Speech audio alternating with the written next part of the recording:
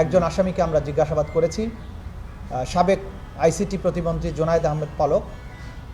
সে অনেক তথ্য আমাদেরকে দিয়েছে, যেগুলোর ব্যাপারে আমরা তার নিজের কাছ থেকে যেমন পেয়েছি, পাশাপাশি অন্যান্য সোর্স থেকেও যেটা পেয়েছি, যে জুলাই আগস্টের এই অভ্যুত্থান চলাকালীন সময়ে ইন্টারনেট বন্ধের যে নাটক করা হয়েছিল সেটি কোনো দুর্ঘটনা ছিল না।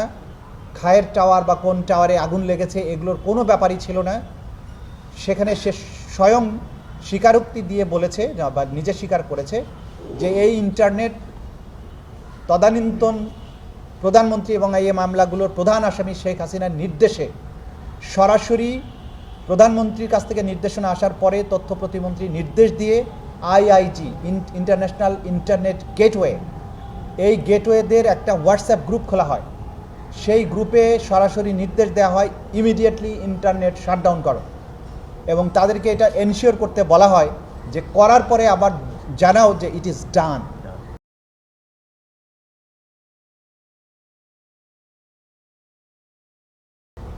এই তথ্যগুলো আমরা বিভিন্ন সোর্স থেকে পেয়েছি, সেগুলো যাচাই বাছাইয়ের জন্য সেই সংশ্লিষ্ট আসামিকে আমরা জিজ্ঞাসাবাদ করেছি, তিনি এটা সত্যায়ন করেছেন।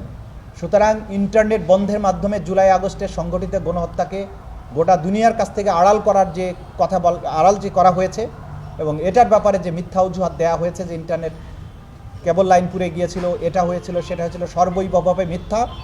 সম্পূর্ণ প্রধান যে নিউক্লিয়াস শেখ হাসিনা, তার নির্দেশে, তার পরবর্তী কমান্ডার জুনায়েদ আহমেদ পলকের পরবর্তী নির্দেশে এই ইন্টারনেট প্রোভাইডার যারা আছে, বিটিসিএল আছে এবং বাংলাদেশ সাবমেরিন কেবলস পিএলসি, এরাও চিঠি দিয়ে জানিয়েছে যে তারা কার কার নির্দেশে এটা বন্ধ করেছে। সুতরাং এই রাষ্ট্রীয় সংস্থাগুলোকে বাধ্য করে তদানীন্তন ক্ষমতাশালীরা, এই আসামিরা বাংলাদেশের ইন্টারনেট শাটডাউন করেছিল এবং এই গণহত্যাকে এক্সপেডাইট করেছিল। এই তথ্যগুলো আকাররূপে আমরা পেয়েছি, এগুলোকে আমরা ফর্মুলেট করছি এখন, এগুলোকে আমরা বিচারের উপযোগী করে কোর্টে প্রেজেন্ট করব।